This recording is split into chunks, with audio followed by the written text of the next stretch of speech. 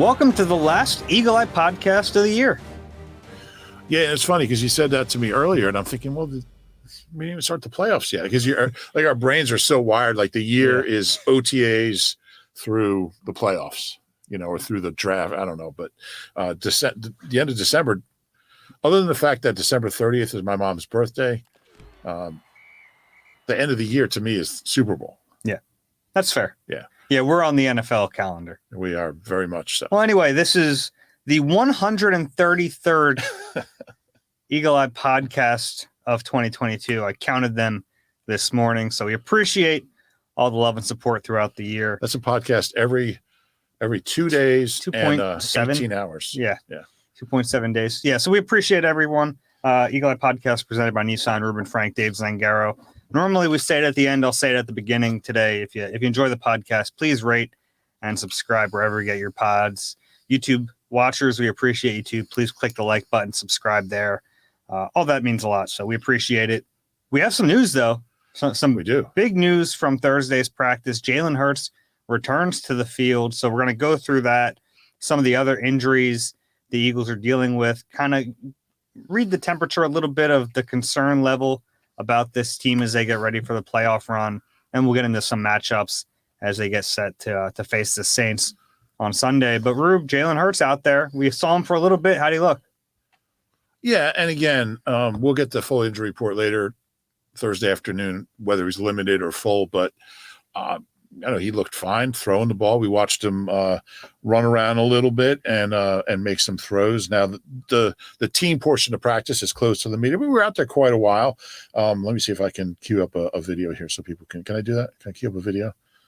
And people can kind of see what he was doing. No, that's Gardner. Well, it's here somewhere. I'll find it. But yeah, I mean, it's good news. I think we're all a little bit surprised. Let's see if I can make this work. Well, it doesn't look bad. There's Jalen running around. Yeah, he looked like a quarterback. All right. Yeah. So it was encouraging because it's more than we expected. Does that mean he's definitely playing? No, but certainly feel better about his chances than I think we did an hour ago.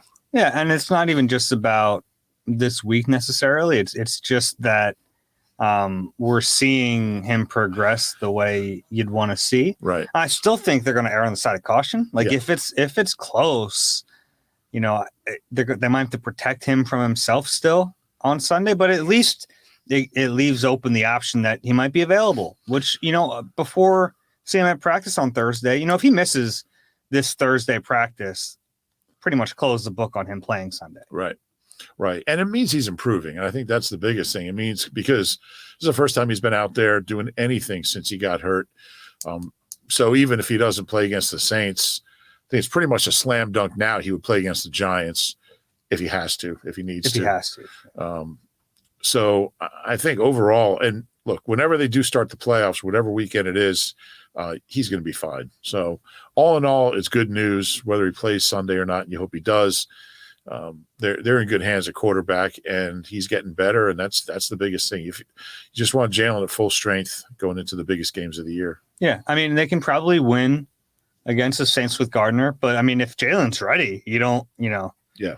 If he's clearly ready and there's not a risk of further injury, then you play him. But if there's even a minute chance he could risk further injury and it would hurt him for the playoffs, and I think you have to hold him out. Yeah, and I get a lot of tweets, people asking, should they just rest them? Should they do that? And the same goes for any injured player. If they're ready, they're going to play. If the game means something, this game means a lot. So it's not about getting someone an extra week of rest. If they're ready to play, if they're cleared medically, they're going to be out there. Now, if they had a 3-game lead in the conference and they had this locked up, everything changes. But they need to win this game, and you certainly don't want to go into the Giants game needing a win to get that number 1 seed. So if he's healthy, if he's cleared, he's playing. Yeah, I mean, we've seen what Jalen's done against his defense before. So, like, the idea of him being out there, I mean, I think they'd win. I think they'll win this game with Gardner Minshew. Jalen Hurts plays and he's healthy. I mean, it's a lot easier. Yeah, no doubt. If he's healthy, I would think they win by double digits. And the Saints are better than, the Saints defense is legit. Mm-hmm. A good defense. Dalton's a pro. He's been around. He's fine. But if they have Jalen, to me, I don't want to say no contest, but they win by double digits. Yeah, I looked at the line this morning on PointsBet. It was 5.5, up to 6.5 after we all found out Jalen was practicing. That's how much of a swing he makes just by being on the practice. Just because of that field. video I tweeted out. Yeah, I'm sure it was your video. The line, it was. Yeah, the line went up. It's crazy. That whole thing. I'm so glad I don't gamble because I would lose every single time. But yeah, it's fascinating how that all happened. I still can't believe that Vegas knew he was hurt significantly before anybody else knew, before Jalen knew the line was moving for that Dallas game. But yeah, all in all, certainly surprising to walk out. They practiced at the link today. Usually they practice at the link some Fridays, not all Fridays lately. They've stopped doing that. But today they were over there because the field was kind of frozen at the NovaCare. They can get more work done at the link than in their bubble, which is not regulation size field. That's another indication Jalen was going to practice because Gardner's arm isn't strong enough, for the size of the bubble to be an issue. But Jalen's arm, you need that full field. We should have known. We got that text this morning, but yeah, it was interesting because usually when they're at the link, like Friday practice is open to the media for about 6 minutes. Well, we were out there today for a good half hour watching practice, and it's interesting because when they're at the NovaCare, we're not that close. So this is about as close as for an extended period of time we've been physically to the team at practice since training camp. Yeah, because they're never on the close field when we're out there. So that was interesting. The whole team. Yeah. There might be a couple guys, but yeah, it was. I could get used to being at the link every Thursday. Yeah, I wouldn't get used to that. I don't think that's going to be the case. I shouldn't say that because if they hear me say that, Howie would be like, "Oh no, we're not doing that anymore." How about the fact that Lane Johnson isn't going to play? Oh, we should mention that Miles was out there as well. Yeah, we will. Well, I just did. Yeah, we'll get there. I didn't want to leave people hanging. Yeah. Well, we hope they listen to the whole thing. Yeah, but you got to get the news out there first. They'll stick around. Okay. Well, the fact that Lane isn't playing in this game, does that change your stance on whether or not you'd play Jalen? No, I mean, I don't worry about that. They have capable backups. I think it'll be Driscoll. I've been saying that all week. But no, it doesn't. He'll be fine. I don't think you can play scared. You can't do that. What does it say about your faith in Jack Driscoll? You say, well, Jalen's not playing because he might get killed back there. But I don't feel like that. You can certainly disguise that decision. Yeah, it's not like Jack knows that's the reason. Yeah, but no, I don't worry about that. I just don't think. I think if he's ready to play, he plays. I just think it's that simple. Okay. Now, if you just weren't confident at all in your right tackle, if you're throwing Matt Darwin out there or something, Anton Davis, maybe you look at it differently. And with a mobile quarterback, and his legs are fine. I mean, his legs are never the problem. So, no, put Jalen out there and let him go win the game. Okay. So yeah, you meant Miles Sanders back at practice. Oh, we're allowed to say that. He was a non-participant on Wednesday.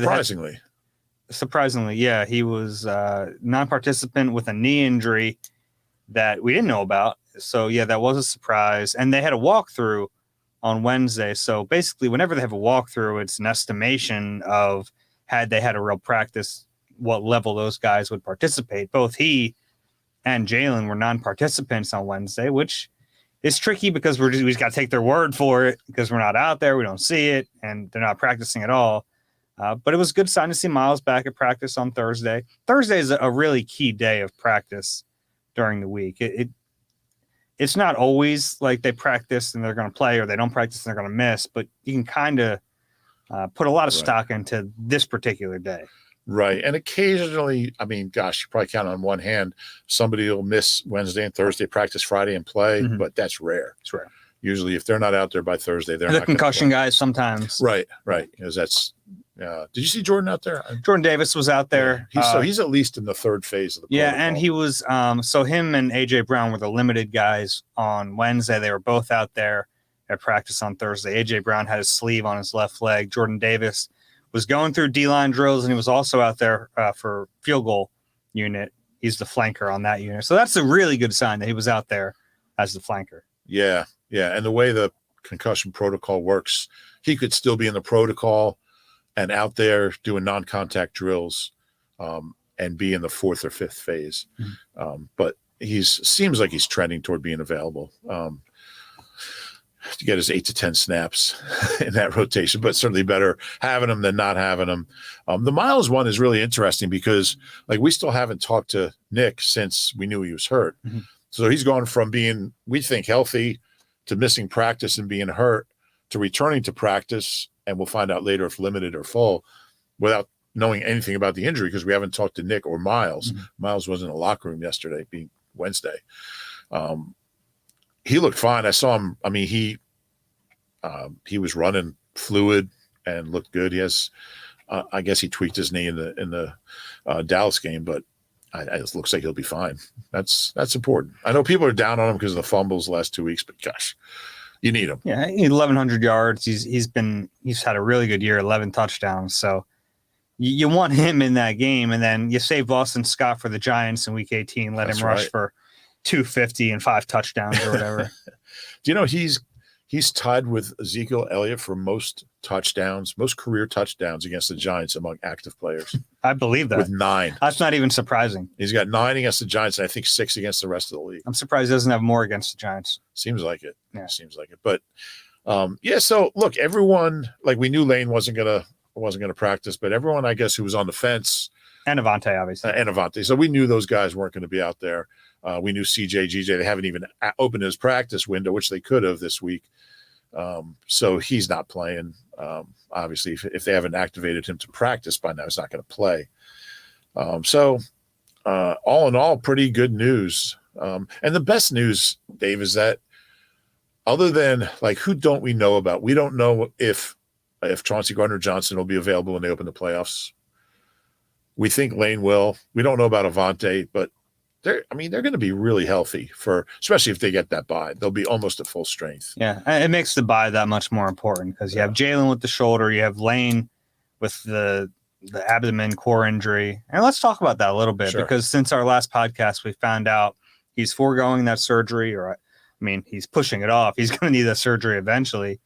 He's going to attempt to play through it. That's a tough injury to play through for anyone, but especially an offensive lineman. So much of what they do involves core strength. He's a tough guy. I'm wondering how effective he'll be in the playoffs. I think that's a legitimate concern. Yeah, no question about it. And ultimately, it's not his call either. And he can try to get healthy. I don't know how much better he can get by resting. I mean, he needs a surgery. So in a month, is he going to be any more fit to play than he is now? It's a tough call. This isn't based on anything except a hunch, but I don't think we're going to see him again. Oh, really? Because he could say, I'm going to put off the surgery. But if they don't feel like he can go out there and, be himself, you're not going to play him. Well, I don't think that's the case, actually. If they think he can play, like what percentage of Lane Johnson is Jack Driscoll? Yeah, is a better option than Jack Driscoll. 75. I was saying 80% of Lane Johnson. So if you can get that out of him, I still think it's worth playing him as long as he can deal with the pain aspect of it. If that's all it is, but we were talking to other guys in the locker room who've had those kind of injuries. And your whole way of operating as an offensive lineman depends on generating power with your core and your, if you can't do that, to me, it's not about, let's just assume he can't make it worse because he's going to have surgery anyway. Mm-hmm. I don't know if he can make it worse, but I don't know. I just don't know that an extra month is going to make him more able to play at a high level than he is now. I just don't know. Maybe it's just a matter of I can get through 3 games if I have to. I don't know. And we haven't talked to Lane. We haven't seen him. But yeah, just a hunch. I just, like if they beat the Saints and they're rolling into the playoffs and Driscoll plays well, assuming it's Driscoll at right tackle, whoever it is, do you make that switch? I just don't know. Yeah. Yeah, you do. If he's healthy, yeah. But if he can't, I'd give it a shot. I mean, you'll know if he's going to hurt the team, then obviously you don't play him. But if he's 75, 80% of Lane Johnson, I want him out there. If he's 80% and can't do further damage, and he can anchor and he can push off and he can generate power, then I'm fine with it. I just, there's so many unknowns. Yeah. And that's just, I guess, just a hunch. Yeah. And I think, I hope I'm wrong. The thought of him just being the Lane we saw before the injury, I don't know how realistic that is. That's a shame. Given that it is a shame because he was playing at such a ridiculously high level. And that's got to be frustrating for him too, because it's got to be really annoying to no, I'm more talented than how I'm able to play right now, if that's the case in the playoffs. But I give him credit for trying to fight through it. I mean, no one's ever questioned Lane's toughness, so that's for sure. It takes a lot, and he's willing to go out there and play through the pain. So we'll see, where he's at in a couple weeks. But yeah, I want him out there if he can play it. No, I agree with that. Yeah, okay. But I guess my fear is that he can't play close to that. I think that's a 80%. legitimate fear, and this is what we wanted to talk about anyway. Was our concern level with this team, and that's one of the things at the top of my list right now is if you don't have Lane Johnson at peak, that's a legitimate concern about this team in the playoffs. Yeah, you face a team like, Dallas or the Niners, some of the fronts that they could face in the playoffs. I still think Mailata, Dickerson, Kelsey, Seumalo, Driscoll is a really good offensive line. It is really good offensive line. And we were talking about Driscoll before practice today, and he's a starting caliber player. Maybe not a high level starting caliber player, but he could start for some teams around the league. Yeah, no question. At guard or tackle, honestly. Yeah, he better than Nate Herbig. At tackle, definitely. Well, yeah, I'm saying overall, yeah.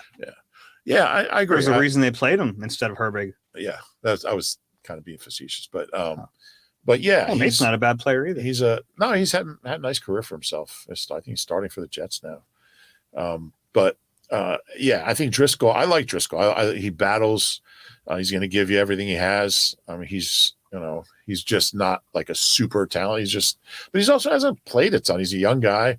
He started 14 games at various positions at right guard, right tackle, 1 game at left tackle. He said the hardest thing about his role is embracing the fact that I talked to Jack yesterday, and he said just embracing the fact that this is my role, and I'm not the right tackle, I'm not the right guard, I'm not the left tackle. I'm a guy who's got to prepare at 4 spots and try to get enough reps at 4 spots. But these guys, when they talk about Stout, you just have so much faith in his ability to get them ready for anything. And he said, I have that comfort level knowing that Jeff Stoutland's my coach, and if he says do this, and this, and you'll be ready at 4 spots, I feel like I will be. These guys just swear at the Stoutland University, the statue of Stout on the main quad at the university. So, I think they'll be fine with Driscoll. Obviously, if Lane can play, you play Lane. Yeah. What's your biggest concern, though, going in from here forward?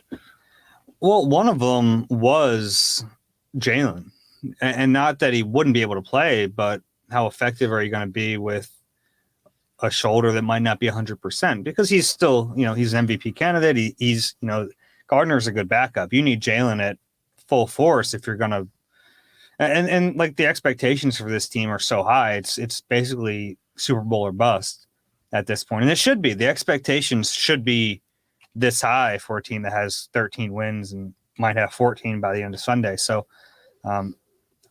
that was a concern, but that's why I think it's such a positive sign to see him at practice on Thursday, regardless of whether or not he plays on Sunday. It's just like he's trending the right way, and it makes you feel like he'll be maybe not 100%. I don't know who's at 100% right now, but close enough to it to be the MVP candidate we've seen. I bet he feels better than he has in a while, though. I would think so. A couple weeks. Time helps. Yeah. I'm still concerned. I think the drop off between Maddox and Josiah Scott is bigger than the drop off even between maybe not Jalen to Minshew. No, I think that's true. It's just the quarterback is the most important position. Yeah, but that's the one that scares me because I feel like they have solid backups at quarterback and right tackle. There's a reason they're backups, but that scares me. They don't have a lot of options. It looks like CJGJ's not coming back, at least this week. Haven't heard any whispers that he's, even close. We're still a few weeks away if they get the first round bye from the absolutely. playoffs. Yeah, but yeah. So, and again, they haven't opened his practice window, which they could have done this week. He's not playing Sunday. So that's my biggest concern, because you're already missing him. Now you're down Maddox, and you really got to cobble a secondary together. Slay has not played great the second half of the year. The turnovers have dried up. Reed Blankenship has done some good things, but that's, he's an undrafted rookie with 3 career starts who's playing in some pretty high leverage situations now. I think Epps has been solid. The big plays haven't been there, which has been a little surprising. He's a big hitter. I thought he would have forced a few fumbles by now and maybe a couple picks, but I think he's played fine. And Bradbury, I think, has been really, really good, really steady, consistent. But my biggest concern is probably that slot corner. Yeah, that's fair. But it's funny because this team kind of cruised by the first few months of the season. Everything was going so well. They were so healthy. So, now that we're at the end of the season, it kind of like you can feel the fear creep in a little bit. It's like, oh man, these injuries are piling up. It's getting a little tense at the end. But like when you zoom out a little bit, right? This team has 13 wins. They still have 95% chance, according to 538, to get that number 1 seed. If you get that, you still have by far the best shot to get to the Super Bowl. The road has to come through Philly. So it's like, yes, like, is there a little bit of adversity now? Sure. And it waited a long time to get here. It is here. There are some things that are concerning, but they're in a really good spot. Yeah. And I tried to write about that this week. And if you look at the big picture, you'd rather be in their position than anyone else's. Like if I were to tell you in September, they're a little banged up, but they're about to clinch the number 1 seed. All I have to do is beat a 6-9-1 or a 6-9 team. Quarterback by Andy Dalton. Yeah. Or a team you just put 48 points up against on the road. Just win one of those 2 games, you have the number 1 seed. You would sign up for that in a New York second. Exactly. So in the big picture, they're in great shape. And again, they're going to be almost at full strength in the postseason. Like if they play that second weekend, which is I think the 22nd and 23rd of January, 21st and 22nd, whatever it is. I mean, the only players they might not have are Chauncey Gardner-Johnson and Avonte Maddox. We just don't know. We just don't know. They're going to have to do something with Maddox. If they keep him on the roster, that's a really good sign. If they IR him, his season's over. So we'll see what they do there. They're by the playoff opener. Jalen's going to be healthy. All these guys are going to be healthy. Lane will at least be making an attempt to play, and they're going to be in really good shape. So they're certainly better shape injury-wise than they were in 17. That's true. Yeah. We've seen them go through a lot more. And I still look at the NFC, and I still feel pretty good about it. I mean, the top threats are, at least statistically speaking, are the Vikings. They scare you? No. Dallas? No, they don't scare me here. They don't scare me in a rematch with Jalen. That's the thing. I mean, they almost it took the backup quarterback 4 turnovers and a 3rd and 30 in Dallas, and they still almost beat them. Yeah, still we're 19 yards away from winning that game. And then the 49ers, they're the team that scares me. They scare you, but Brock Purdy, and I know he's played well, and I know that team's good, and I know they hide that position better than any team in the league, and they have so many weapons on offense. That defense is dangerous, but still, like, that's the best of the NFC. Yeah. There's no juggernaut team. No, there's not. The Eagles are that. If there is, it's the Eagles. And the Niners, as much as they're playing great football right now, that game would be here, and I just don't. Eagles would be favored against any team in the NFC in their own building, which wasn't the case, or the AFC. Yeah, I think I don't know the Chiefs. Maybe. I don't know what that would look like. Yeah, I don't either. Be a hell of a Super Bowl, though. You think we'd write that big red angle anytime? Anyway, I don't want to get too far ahead of myself, but I do start to think about that. It could be Sean McDermott against the Eagles, a guy that Jeff Lurie wouldn't even give an interview to. Mm-hmm. I mean, it turned out pretty well with Doug. Yeah. but anyway, yeah, I agree. I agree with everything you just said. I think they're in great shape. And I'll be surprised if they don't finish it off Sunday. Yeah, me too. And that's the thing. It's like we get so bogged down with the day-to-day, and it's like, oh, man, Jalen's injured and Lane's injured, and there are all these concerning things, but big picture, they're still in a really good position. Yeah. No doubt about it. It's the Nissan Thrill of the Drive event, so gift yourself what you really want this holiday season and shop your local Nissan store. Visit nissanusa.com today. Just like the holidays, these offers won't last. Opioid addiction is a national public health crisis. The Someone You Know podcast from the Independence Blue Cross Foundation offers inspiring stories that challenge stigma, offer hope, and humanize the disease of addiction. Download the new Season 3 of Someone You Know on all major podcast platforms. Let's talk about the Saints a little bit. They're not very good. They're not very bad either. They're kind of a middle-of-the-road team.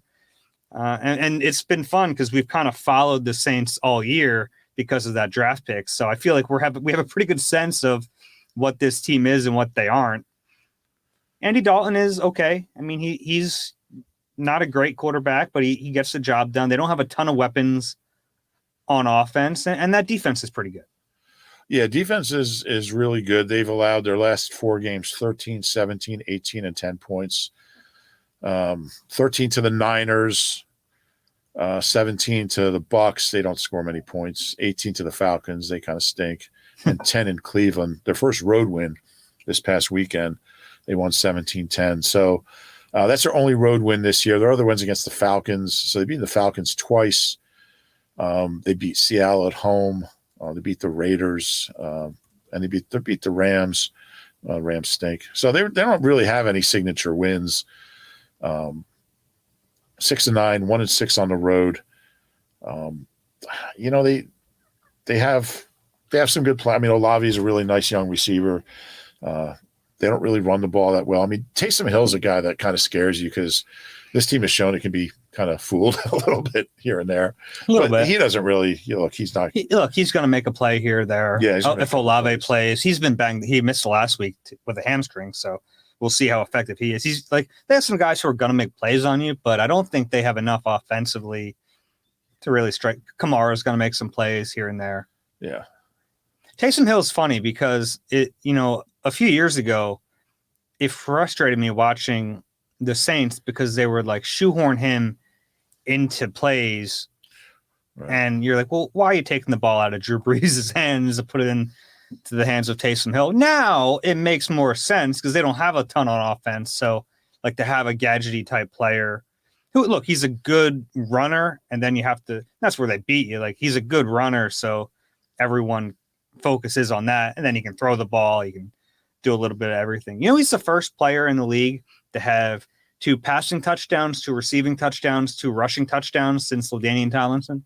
Really? Mm-hmm. That makes sense. Kind of a fun one. Yeah. Want to go through some of these matchups? Let's do it. The first one I have here is Alvin Kamara, who's been really good. I don't think he's at his peak right now, but he can beat you on the ground. He can beat you as a receiver. So I think that like the matchup there is that they'll try to get him against the Eagles linebackers a little bit, especially after watching Pollard have some success there last week. Yeah, and he's really more of a threat as a receiver than as a runner. I mean, he's great receiver out of the backfield, and I think that's how they've been using him. His rushing numbers, he hasn't averaged 4 yards a carry since 2020, but man, he's a great receiver. Yeah, and I have Taysom Hill on here against Jonathan Gannon. Just for what we mentioned, you kind of have to know when he's out there. You kind of have to know how they might use him. It's like a frustrating thing to deal with for a defensive coordinator. Yeah, that's why he's a good weapon. They might have overpaid him a little bit, but you never quite know how they're going to spring him, and that makes him dangerous. Yeah, because you look at their outside receivers, and it's like there's not, especially if Olave is banged up. I mean, they don't have much else there. I mean, Rashid Shaheed is like a big threat, like deep threat type of guy, but he doesn't scare you a ton.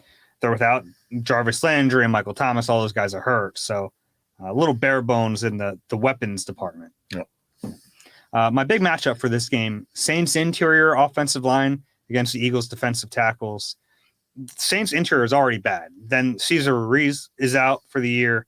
Then Andrews Pete last week had to get carted off with an ankle injury, so he might not play. I think he didn't participate in practice on Wednesday. So you'll have Calvin Throckmorton on the right side, and maybe Josh Andrews, our old buddy, the Juice, on the left side. I mean, that is a nightmare matchup for the Eagles. And so much of their pressure recently has come from the edges. This could be a game where Javon Hargrave and Milton Williams and Fletch and all those guys kind of get after it in the middle of the field. Milton played well the other night, the other day, whatever it was. That's the Eagles. I mean, their pressure has been the strength of this team the last month or so. Yeah.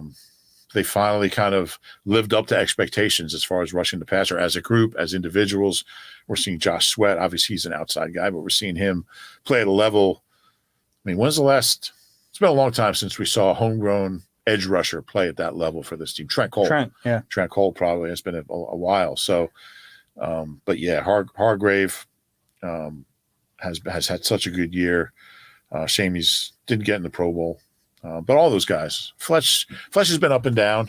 He's had some really good games. Had some not so good games. This could be a big game. This could be a big game for him. Yeah. So that's a good matchup. Yeah. And look, the edge guys. 25 sacks in their last 4 games. Yeah. Is that right? 25. Yeah. 25. Yeah, that's crazy. BG is a sack away from double digits. 29 all last year. They have 25 in their last four games. Yeah. It's been working. And I know JG, Jonathan Gannon, says that sacks by themselves are not a winning stat. They matter. They matter. And I get that, like, their point on that is always, pressure matters. We want to affect the quarterback and all that. But, like, I think they downplay it too much. Well, they don't say it when they're getting this many. They say it when they're not getting them. But, it's such an advantage, and it's going to remain one as long as they're playing. Yeah. Right tackle. And this is the one. This is a rough week to not have Lane Johnson because Cameron Jordan plays on the left side of the defensive line. And he's been a really good player for a long time. Probably not at his best this year, but if he's going out there against Jack Driscoll or maybe Jordan Mailata on the wrong side, that's advantage Saints. Yeah, he's an 8-time Pro Bowler, 2-time All-Pro. He knows all the tricks of the trade. Still a good player. That's a matchup that concerns you because he knows how to take advantage of a guy that's maybe not that experienced and just finding his way. And I think Driscoll's solid, but that's a scary matchup a little bit.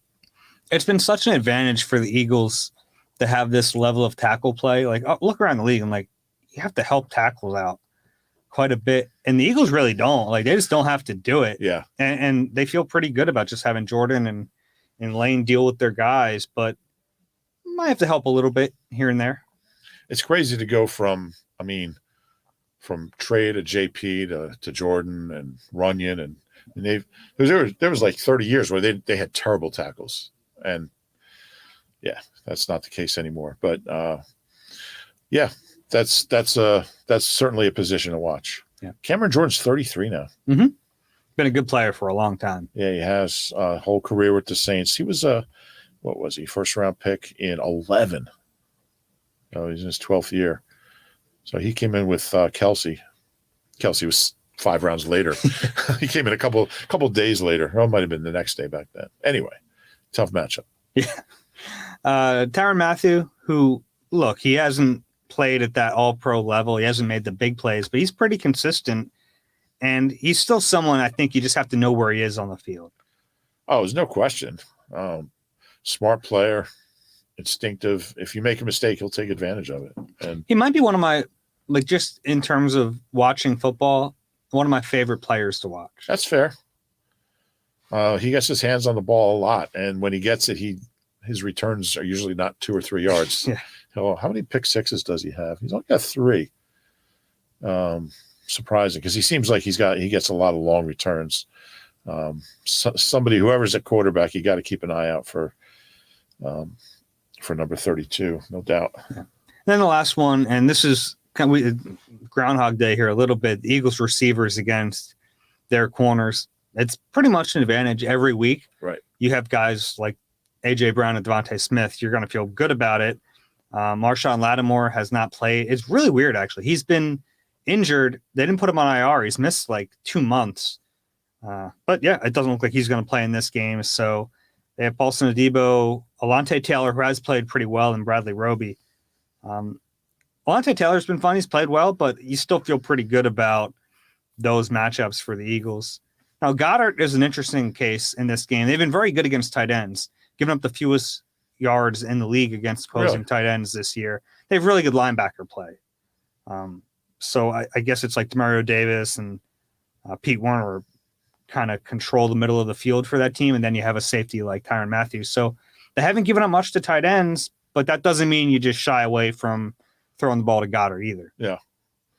Yeah, I thought he wasn't enough of the game plan because he looked great when he got targeted. Yeah, and I understand that he was. I mean, they had a lot more stuff in for him. The ball just didn't. I mean, he was covered, and he was great as a blocker. He sure was. He looked totally healthy. Yeah. I have a feeling that stat his performance might belie that stat. Is that correct usage?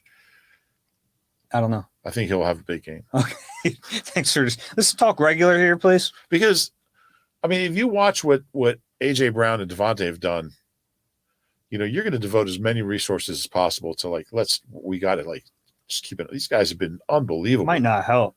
It might not, but I was talking to Ian Book on Wednesday and just about those two guys.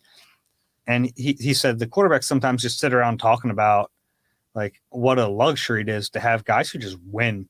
Just you throw a bad pass, and you think, oh man, that's a bad pass. Then they make it a good pass. And that's what we saw with Gardner and Devontae. Yeah. If Devontae is a different receiver, he probably doesn't come close to catching a couple of those passes. And you're going, Gardner really threw a bad ball there. But since Devontae made it, you're like, oh, Gardner's great. And he just rolled the offense, and they correct a lot of problems. They cover it up. You're saying Jay Jaw and Jalen Reagor and Travis Fulgham wouldn't make those catches? Oh, Travis Fulgham in that stretch would have. You just have to catch him in the right 5-game stretch in his life. There's only one of them. Yeah. You better take advantage of it. They're so much fun to watch. And you just have so much confidence in them on a 50-50 ball. They're like those 50-50 balls are 80-20 balls. Yeah.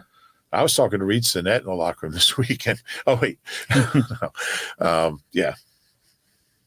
They're gonna look. If Gardner starts this game, they'll be fine. But seeing Jalen over there today, start getting greedy.